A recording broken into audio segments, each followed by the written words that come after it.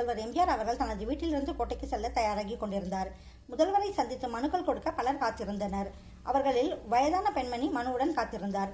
அந்த அம்மாவை கண்டதும் எம்ஜிஆர் அவர்கள் அவரது அருகில் சென்று வணக்கம் தெரிவித்து அவரது நலனையும் அவரது கணவரின் நலனையும் அன்போடு விசாரித்தார்.